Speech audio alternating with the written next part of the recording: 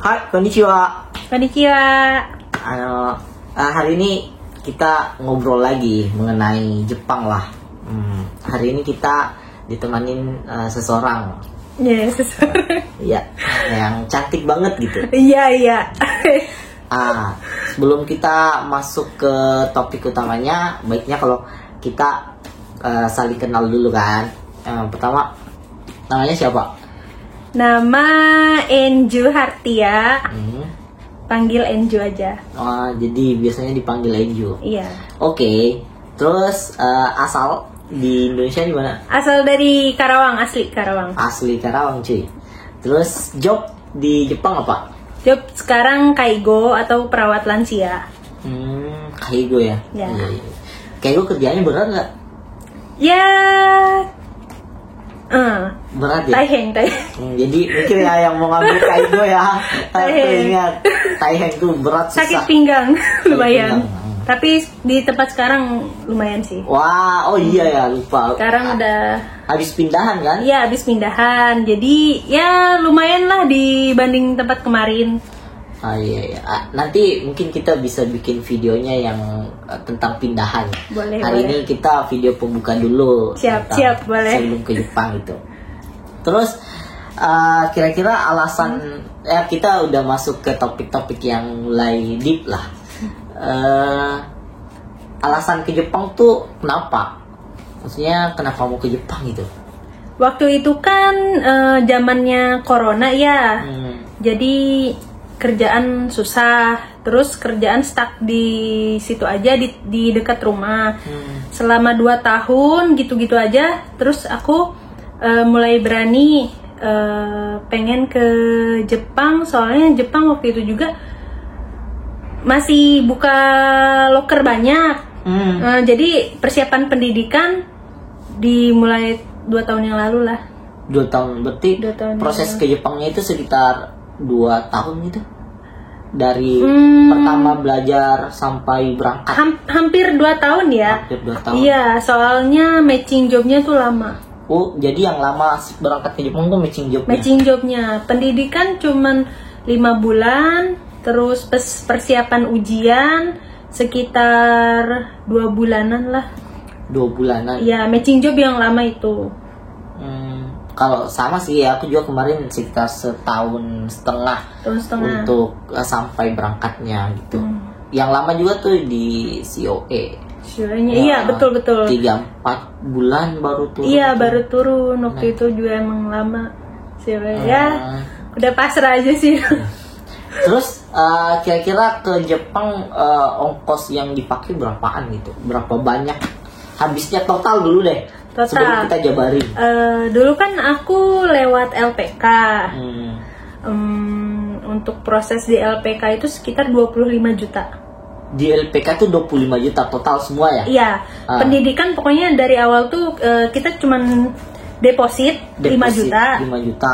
Nah, setelah itu kita pendidikan dulu gitu, nggak dipungut biaya, justru kayak ujian JFT itu kita dapat reimburse-nya. Terus kayak dibayarin apa-apa, belum kena biaya, tapi pas lulus interview itu langsung bayar sekitar 10 juta. Jadi 10 jutanya itu dana talang, kita ngajuin. Kita ngajuin dana. Iya, dengan syarat ya kita kirim segala macem, kayak jaminan juga ada. Jaminannya apa? Jaminannya dulu ijazah sama kakak. Surat tanah nggak ada? Bukan kakak, akte. Akte lahir. Enggak, surat. Iya, siapa tahu kan. Surat. Iya, surat tanah kan. Bisa jadi ya. Berarti gitu. total tuh deposit 5 juta untuk pendidikan. Iya. Terus interview. Jadi lulus interview 10 juta, itu harus langsung bayar. Kita yang harus bayar? Iya. Kita yang harus bayar.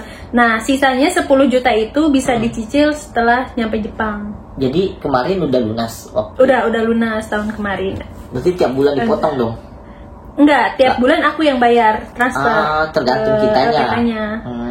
Kita tapi sebelumnya kita dapat pilihan lah, kita mampunya berapa per bulan itu, menyesuaikan gaji juga. Oh Ya. gitu ya. Waktu itu aku 1.700.000-an lah per bulannya.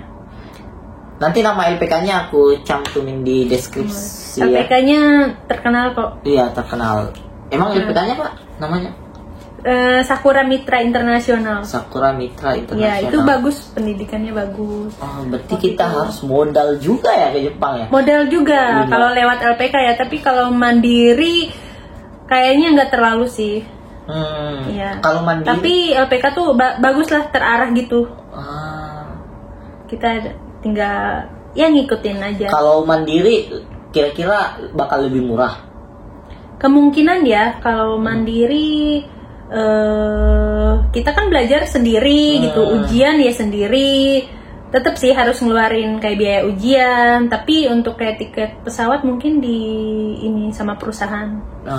Tapi kayaknya belajar sendiri kayaknya harus nyari TSK sendiri kan? Iya betul. TSK itu harus. Oh ya, jadi guys mau jelasin, jadi ke Jepang tuh ada namanya LPK, terus namanya TSK. Jadi LPK tuh tempat lembaga belajarnya, TSK untuk yang nyari kerja. Yang dari Jepangnya. Iya ada TSK dari Jepangnya. Tapi kadang ada juga yang salah arti soal kumiai. Kumiai itu yang ternyata untuk Kensusei. Iya, untuk pemagang. Kalau TSK tuh apa? Toro Keng Sieng, pokoknya kayak yang mendukung khusus untuk TG gitu. TSK. Iya mau nanya, yang kemarin tuh yang untuk matching job yang bayarnya 10 juta tuh sebelum ujian GFT atau setelah ujian GFT? Yang 10 juta bayar cash. Iya. Itu setelah lulus interview. Iya, maksudnya interviewnya tuh setelah beres ujian semua. Oh, berarti semua udah baru bisa matching job. Berarti harus lulus ujian dulu. Iya, tuh. Ujian, kelas, bidang kerja juga. Kan kalau kayak gitu ada prakteknya juga. Iya. 1 bulan itu. Susah nggak GFT? JFT nggak terlalu sih, nggak terlalu. Kalau yang SSW-nya? SSW-nya bahasa Indonesia ada 2 kalau Kaigo tuh. Kaigo. Bahasa Indonesia dan bahasa Jepang. Kalau Indonesia ya kita tinggal baca aja. Ya mungkin kayak soal logika aja. Kalau ada pasien gini kita harus gimana gitu. Kalau bahasa Jepangnya susah nggak? Yang kayak bahasa Jepangnya cuman 15 soal. 15. Minimal harus 9 soal. Benar itu baru lulus tuh. Ya untung-untungan sih, hoki-hokian kayak ya lulus, alhamdulillah gitu. Kalau itu ya nyoba lagi. Tapi kebanyakan gampang kok lulus. Wah, dulu sesuainya ya. GFT-nya. GFT yang penting tuh kita ini sih kayak belajar baca aja. Kanjinya juga ini sih ada furigananya kalau nggak salah ya. Iya sih kayaknya. GFT ya? Iya, ada ya furigananya. Walaupun ada furigananya aku berkali-kali loh. Tapi ini kok. Iya lulus sih. Lulus ya. Gampang, minimal 200 ya. Aku juga ngepas kok. 200 pas. Jadi 200. GFT tuh skornya sampai 250 ya. Ya. Terus standar lulusnya 200. 200 pas. Meskipun 199 itu nggak lulus. Kemarin GFT-nya berapa? 210 kayak. Tinggi doang, aku 205 doang. Itu pun berkali-kali. Temenku ada yang 233. Jangan bahas temanku sampai 250 manteng dia. Udah bukan JFT itu. Levelnya udah beda. Tinggi. Terus selama di Jepang tuh kehidupan gimana? Maksudnya kayak perbedaan kehidupan di Indo sama di Jepang gimana? Kalau di Indonesia suasananya ya ramai. Wait, sebelum masuk ke situ, itu kan di luar. Mau nanya nih, gajinya berapaan? Kisaran aja. Di tempat yang dulu apa sekarang nih? Iya ya. Tempat dulu berapa? Tempat sekarang berapa? Kisaran aja. Bersih. Masa kotor. Terus bersihnya berapa? Tempat dulu. Kotor tempat dulu 17 ya. 17. Bersihnya 10-11.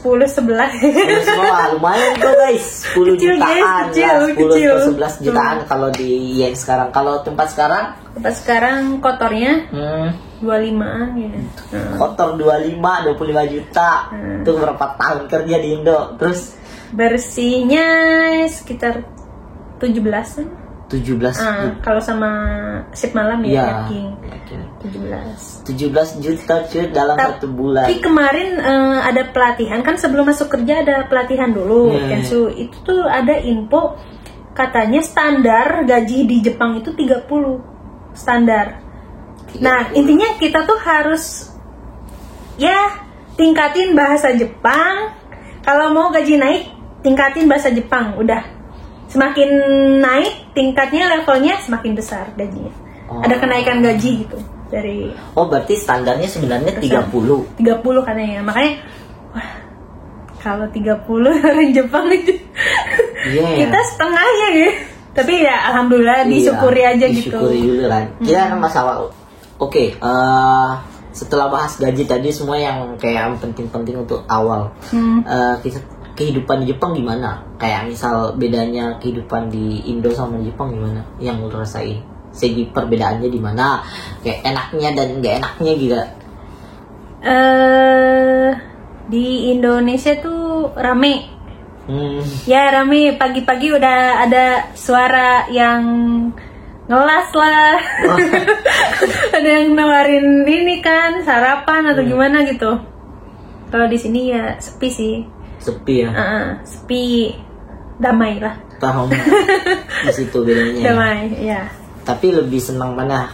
Enak. Maksudnya sekarang yang lu rasain kayak enak di Indo atau di Jepang? Enak di sini sih. Nah ya. Di sini ya, tapi ya jauh sama orang tua. Iya sih. Tuh lumayan. Gak enaknya di situ ya? Iya. Tapi enaknya duitnya banyak. Maksudnya ada lah. Ada lah dibanding. Lumayan lah. Karena pengangguran di Indonesia ya tuh kayaknya tambah banyak gitu. Benar. Sama. Terus gajinya ya maksudnya apa ya? Dikit lah.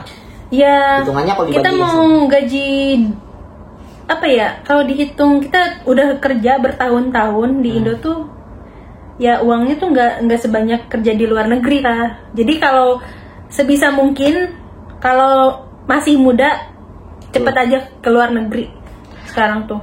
Oke, berarti Jepang masih worth it nggak sekarang walaupun harga mata uangnya turun, yennya turun, masih worth it untuk ke Jepang nggak anak muda di Indo?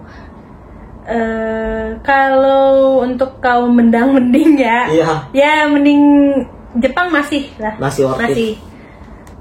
Selama itu 100 masih. Kecuali kalau 1 yen 1 rupiah udah nggak, sama aja sih kita. 1 yen 1 rupiah, iya sih jauh itu. Iya itu udah kayak gaji Indo. Iya. Apalagi di mana tempatmu? Karawang. Di Karawang gajinya tinggi loh kalau di pabrik. Tapi kita harus lembur mati-matian sih. Kalau kayak di pabrik itu kan pernah sih aku di Cikarang waktu itu gaji sekitar 7. Wah, 7 juta. 7 juta. Tapi itu lembur tiap hari. Sampai jam berapa tuh? Dari jam 8 sampai jam 8. Udah aku nggak bisa tuh kalau gitu. Enak di sini ya kerja cuman 8 jam. 8 jam, 7 jam lah. 7 jam. Istirahat sejam ya. Iya. Soalnya yang sekarang tuh jamnya lebih pendek. Iya. Iya. Kerjanya maksudnya dibanding kerjanya dulu lebih ringan juga. Nanti kita bikin video tentang perbedaan kerja di tempat yang sebelumnya sama sekarang. Boleh. Kalau aku kan di tempat yang lama tuh di Shisetsu atau di Panti Jompo. Sekarang ini kan di rumah sakit. Jadi banyak banget sih kayak perbedaan antara Shisetsu sama Bioing atau rumah sakit ini. Penasaran sih pekerjaan Keigo kayak gimana, nanti kita bahas ya. Boleh. Jadi sarannya apa untuk yang lagi persiapan berangkat ke Jepang? Sarannya persiapkan bahasa sematang mungkin. Karena di kerjaan itu kita tanggung jawab sendiri. Ada temen juga ya, semua masalah tuh ya kita sendiri gitu yang hadapin. Jadi please jangan asal berangkat aja. Bahasa penting banget. Iya sih, kalau aku sih kemarin prinsipnya seberangkat aja dulu, nanti pasti jago di Jepang. Ternyata beda. Ternyata harus butuh ini. Harus belajar juga ujung-ujungnya. Iya. Itu sih. Oke. Benar-benar. Berarti kalau ada yang mau ditambahin komen aja ya. Atau ada rekomendasi video yang tentang hal yang ingin diperbincangkan, komen aja. By the way, nanti kita bikin video tentang kayak kehidupan di Jepang, kayak apa tuh bareng orang Indo, karena banyak tuh masalah yang kayak orang sesama satu apato. Oke, siap. Oke, see you next video. Matane. Oke, matane.